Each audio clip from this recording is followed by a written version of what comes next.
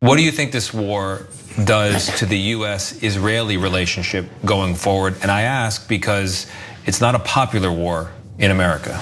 I understand it's not a popular war in America because, usually people do not know the intricacies of the war, and they also compare it to previous and other wars. This is a unique war. And I listened very carefully to Secretary Rubio's statements yesterday in Congress.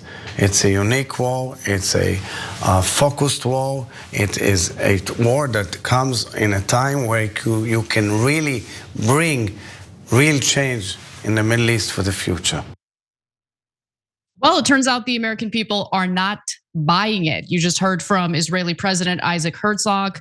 And Cenk, it turns out that more polling has come out, which indicates that this war against Iran is deeply unpopular with the American people. Your 2 cents? Yeah, I want people to see how bad it's going in terms of this war with the polling. But I also want to talk about how bad the war is going in terms of the bombings, because they've now begun a genocide in Iran as well. So it's not a genocide yet, but they're doing the same exact tactics they use in Gaza. We'll talk about it in a minute. Yes. Now, as for public opinion, The Guardian did something really interesting. They reached out to their readers and they asked their American readers in particular, what are your thoughts on the fact that we, are now at war with Iran? And they spoke to a lot of interesting people, including, Persian Americans, Iranian Americans. And I want to start off with 66-year-old Iraj Roshan, who's a retired cardiologist. He was born in Tehran, but he's been in the United States for many decades. He's a US citizen. And here's what he had to say. I don't have any love lost for the Ayatollahs, but these wars are won by narrative, which I thought was a really interesting point. He continues, I don't see any way this war is going to end in a way that the US can declare victory without putting boots on the ground or without arming the Iranians themselves. I hate to see that so many American kids are going to be eventually dragged into a war that we cannot win, at least by any definition that we could write down today. So he's being very real about the risks that are being taken, and he does not have a rosy outlook in regard to how this is all going to play out. Then you have another, Iranian 18-year-old Shahram Shamagam from Texas, who identifies as a Republican and in fact absolutely loathes the regime in Iran. He called them controlling and horrible. However, he did say this. The US is not doing much to minimize civilian casualties, and we have no real plan after we finish this operation. What will replace the government of Iran? And will we have boots on the ground? Is there any guarantee that this won't be our generation's Afghanistan or Iraq? And you know how we feel about that. You know how Cenk and I feel about that.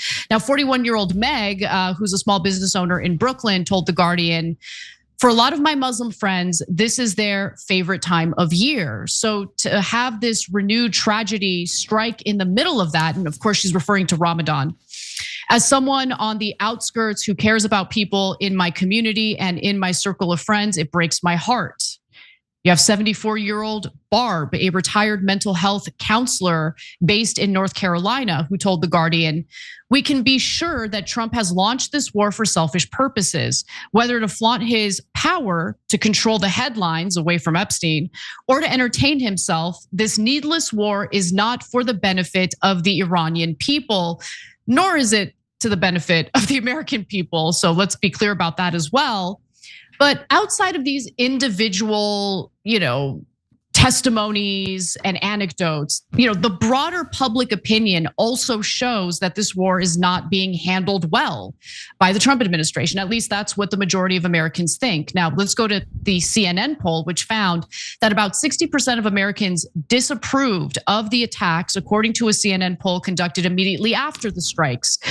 Two other polls by Reuters and Ipsos and the Washington Post had similar results. For instance, a majority of Americans, 57%, 56% said that President Trump was too willing to use military force to advance US interests. That was in the Reuters Ipsos poll. Then you look at a new Fox News poll, and that also had some pretty interesting results. Currently, 43% approve and 57% disapprove of the job Trump is doing as president overall. But then you take a look at, some of the specific issues. So another 6 in 10 say he is focused on the wrong things. By comparison, 54% said Biden had the wrong focus in November of 2021. So at the same point in, Biden's presidency. And then when you look at Trump's ratings, they're underwater by 35 points on the cost of living, 32% approve, 67% disapprove. He's underwater 27 points on tariffs, 23 points on the economy and healthcare, 20 points when it comes to foreign policy. He's underwater 19 points on taxes, 13 points on jobs, and 6 points on immigration. Back to you, Cenk. Yeah, so I want to give you guys context. When we started the Iraq war, was it popular or unpopular? It was actually very popular. Why? Because the American people were lied to. They were told that there was weapons of mass destruction. And this is a really important one. They were told that Iraq attacked us on 9/11. And that's just not true at all, not even 1% true. In fact, they would attack Al-Qaeda. Al-Qaeda was also opposed to Iraq. And 69% of Americans believed that Saddam had personally attacked us on 9/11. They were lied into war in that way. So hence, when we started the war, it was at a 72% approval. This war, when it starts, is already at a 60% disapproval. So that is all the difference in the world. Iraq got super unpopular through a series of debacles and disasters through many years. This one starts out deeply unpopular. And guys, when we start a war, even if most people were against it, like there was 2 different polls before the war started. One had it at 70% of Americans opposed. Another one had it at 85% of Americans opposed. But once the war starts, you usually rally around the flag and you get a little bit more popular. The war gets a little bit more popular. In this case, barely moved, still 60% unpopular. So America hates this war, doesn't want it at all. And neither does Iran, obviously, based on what Anna read you, and let alone what you're about to hear next. And no, there's only one country in the world that wants this war, and that's Israel.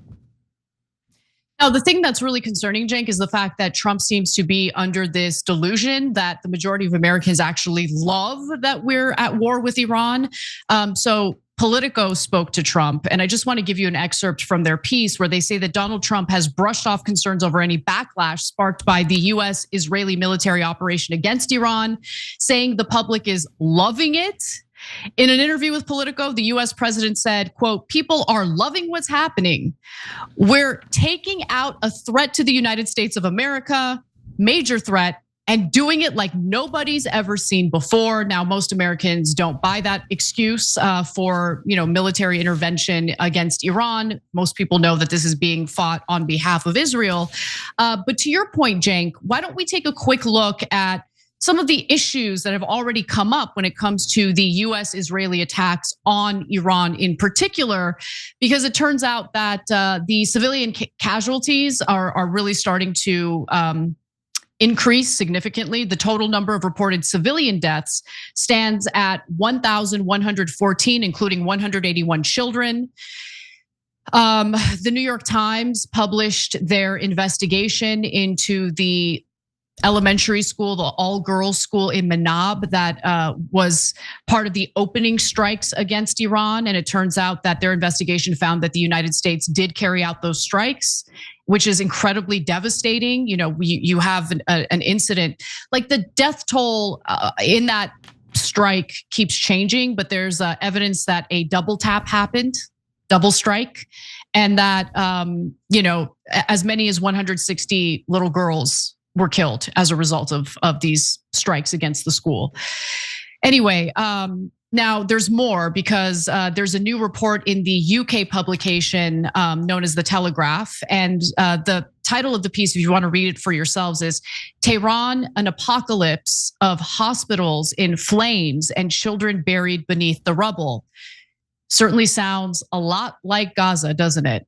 The report indicates that Kamran, a Tehran resident, told The Telegraph that the United States and Israel have been bombing endlessly with no care about where or what they're striking. He says, quote, "They are striking buildings where families live. After each explosion, people rush to help, and then another bomb hits the same area." And again, it bears repeating, these double tap strikes were carried out against the girls' school in Manab. The girls' school in Iran, where 165 people were killed by an apparent US-Israeli attack, was hit with 2 strikes, with the second missile killing sheltering survivors. 2 first responders and the parent of a slain child have told Middle East Eye. And according to Kamran, going back to his statements, remember he's the guy who lives in Tehran, he says many people are trapped under the rubble, hospitals are filled with injured patients, and staff are overwhelmed. They are even striking hospitals where the wounded are being treated. And hospitals certainly are being struck. A hospital in the southern Bushehr area have been destroyed. Then you also have the emergency workers who have been seen evacuating newborn babies from that hospital, which suffered the terrible strike, trying to get those newborn babies out into safety. The Gandhi Hospital in Tehran and multiple other medical facilities across the country were also struck by the Israelis and the US. Ashkan, another Tehran resident told the Telegraph, quote, "An apocalypse is unfolding here. Today has been the worst day. Those who had cars fled. Those of us without cars are left here under the bombs." So the bodies are piling up, and it's absolutely devastating, Cenk. And what also should be reported, but isn't really reported in US media, unfortunately, is the fact that the Iranians have actually carried out some strikes on important military installations and military capabilities that we have in the region. So for instance, to be fair, CNN did do this investigation. They found that Iran has destroyed a key US radar system supporting a THAAD missile defense battery at our base in Jordan, more than 500 miles away from Iran. The radar, a critical component used to detect and track ballistic missiles for interception, appears to have been completely destroyed during the early days of this war. That's not a good sign for the United States, certainly, and it's not a good sign as the United States runs low on these, interceptor missiles. Yeah, so let me add a couple of things to that. A refugee crisis has begun. A lot of Iranians starting to move to Turkey, and from there they'll probably move into Europe. So Israel driving yet more mass refugee and immigration crises towards the West. Number 2, we're trying to make a deal with the Kurds to have them do a disastrous, basically incursion from Iraq into Iran, and they'd get slaughtered. But they're trying to foment a civil war. They were waiting for the green light from the Americans. Marco Rubio said, "We haven't armed them, but I can't speak for the Israelis." So that means the Israelis have armed the Kurds, which by the way then leads to another problem. The Turks are not going to be happy at all about the Kurds being armed very near their border. So they're going to be even more irate about this and pushes them closer to Iran on it. So now guys, this entire epic disaster, especially on the Iranian people, brought to you by the same Israelis who told you we have to attack Iran because they care so much about the Iranian people. The protesters were killed and the Israeli hearts broke over it. So they had to go in there and kill them more. So I want to address that real quick because I think that there are a lot of well-meaning people who even watch our show. In fact, I got a lengthy email from one of our viewers, a longtime viewer of TYT, who seems to think that we are defending the regime in Iran. That is not the case. I am against US and certainly Israel's involvement in what's going on because they don't care about brutalizing the Iranian people. In fact, in Tehran, they have been brutalized from the very beginning of this war. I mean, the opening strikes killed hundreds of little girls in an elementary school. So do you guys understand where I'm coming from? I'm not rejecting this war because I don't care about the Iranian people and I want them to suffer under a regime they don't like. I think that the situation will be far worse with US and Israeli involvement, because as we've heard Pete Hegseth say now in multiple press conferences, there are no brakes on the car. They don't believe in war crimes. They don't believe in being held back by international law, meaning they don't care about killing civilians. How is that liberating the Iranian people? Please explain that to me. That is not some, default support for the Iranian regime. I just know better. As an Armenian, okay, Armenian American, I was born and raised in the United States, but nonetheless, I care about Armenia. I would rather put a gun to my head than encourage the US military to do an invasion into Armenia for any reason, because I know it's not going to end well. So I just don't get it. I don't get how people don't understand this. I don't get how people can see what Israel has carried out in Gaza and think that the Israelis would care to protect Iranian civilians. And so far, all we've seen is civilians getting battered and killed.